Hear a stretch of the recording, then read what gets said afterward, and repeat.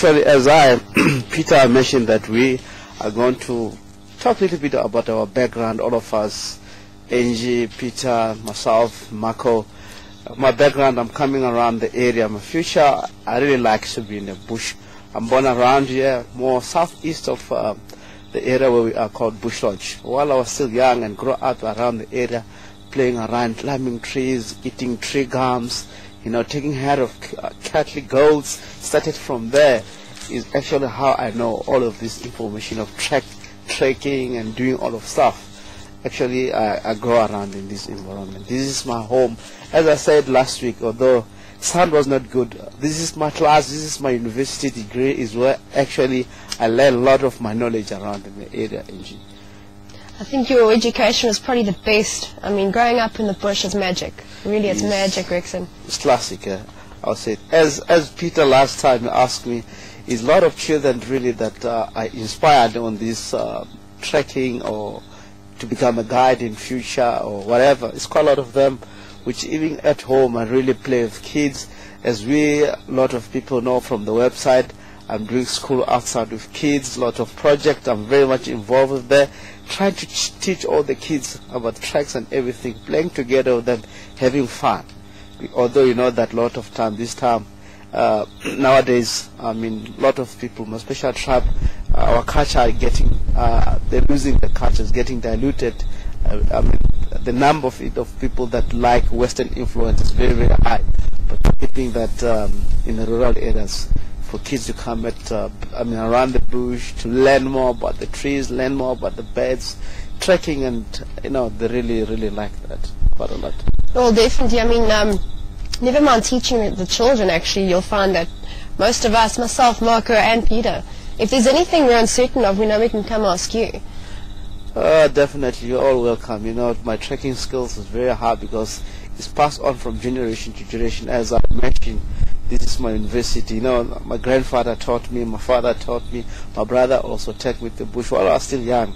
Learning more about trekking, finding games is what I've done while I was still young. So that is my background around the area.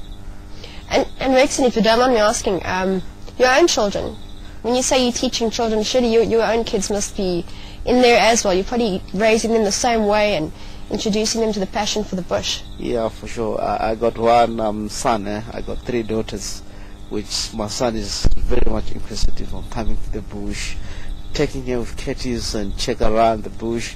He likes to know about plants, trees, trekking. He is very good on that. Well, trekking. Yeah, I hope in future he will become guide or something else. I think he's going to have big shoes to fill, Rexon, if he does decide to guide. Yeah, for sure, he will. Rexon, something I've been wanting to ask you. Out of all the things in the bush, the tracking, the trees, birds, animal behavior, what is the one thing that you actually find the most interesting? What's the one aspect you enjoy the most? I'm sure our audience know that just seeing whatever on a daily basis when I go out on drive, really they can witness that leopard is the most interesting species to me. I like tracking leopard the most. To find leopard, I feel like, if I really find the leopard, you can see screaming, you can see, my participation if I find something, and the way I react in front of camera, you can really see that I'm a lot more happy. Sometimes, driving around there without seeing animals is not bored for me. I'm very happy to be around in this environment, seeing birds, trees, but I appreciate more if I can see a leopard and the birds and the tree and a little shrub around there. I feel like more happy. No, I think with Rexon, most things make you happy. I've seen you just get excited generally about everything in the bush, but a leopard is a beautiful creature. I like your choice. It's a very good one. So it seems that's something that I'm going to actually bother to ask Marco a bit later, because I know Peter loves his elephants. You love your leopard. I love lions. They're absolutely amazing. I can't wait to see them at Mapochos. And Rexon, that's something I'm going to be asking you. I'm going to bother you until you show me those Mapochos. Myself and the viewers, I know we're going to love it. Definitely by my instinct, because I've been around the area. Tomorrow it's our time as we World F team to see a Mapocho. I definitely guarantee that. I have strong feeling of that. Tomorrow we're going to see a Mapocho around the area. I believe somewhere Cheetah Katla and Breakfast Dam there will be a Mapocho lying down there. Oh, it's going to be good. But you must know the history of the Mapokos as well. I mean, I know most of the viewers love the story of the Mapokos. And have you basically known their history all this time from when they started forming a coalition? To be honest, Mapoko, it's one of the pride that really each and individuals around us in service centers we guide. We don't have much information because they traverse in a bigger area. Some of the part of the area we're not really having traversing rights. So we have little information here. The other guide from west they have little information. Down south they have little information. No one have that collection of a Mapoko. But far as no Mapoko coming from south, originate they're coming from area called Sparta Farm and headed up to Ulusaba, and somewhere there they grow up on that area. And when they get age of 2.5 years is how they cross over into the area. My first time to see Mapoko, it was on shortcut Galago. All of them, 5 of them, they were lying down there, and I really like, oh, what's going on here? They were still young on that age, so really we don't have much information from Mapoko. More people that know much about them, maybe 50-60%, it will be down south. We only have like 30-40% of the information. I think you've probably got about 50 or 60. You're probably just holding out on us, Rex, and you know a lot more than we know. Folks, Rexon, thank you so much. It's always educating us. But now we're going to actually bring Marco in and harass him a little bit. He's actually usually the one who's got the good stories around the campsite with, you know, pets and such things.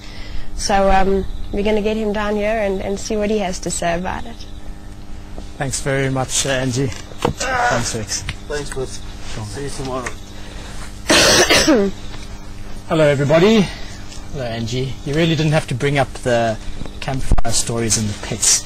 I'm trying to live the story down. A few nights ago, we were sitting around when Graham and Emily were here, and trying to just having a chat about everything, and ended up talking a little bit about my childhood and some experiences I had in a very famous place called the Bunny Park. And well, needless to say, I shouldn't have told the stories because I'm not living them down just yet, and I'm sure I'll be reminded about them for a very long time.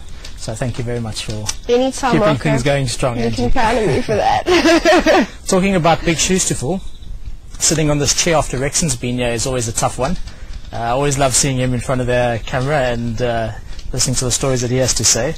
It's just a wealth of knowledge to have on our team, and to just to hear the stories and to get his input while we're out there on safari, and even just when we're sitting around the fire. It's always great, and it's really great to have him behind the camera as well. When I'm out this morning, had a really good experience. Picked up on the tracks of what appeared to be one of the Mapoko males, and Rexon, just as I was turning the vehicle around, he spotted the tracks heading off in a direction which I would not have seen. I don't need to try and boost my ego and say I would have seen them. I definitely didn't, and Rexon spotted them just out the corner of his eye.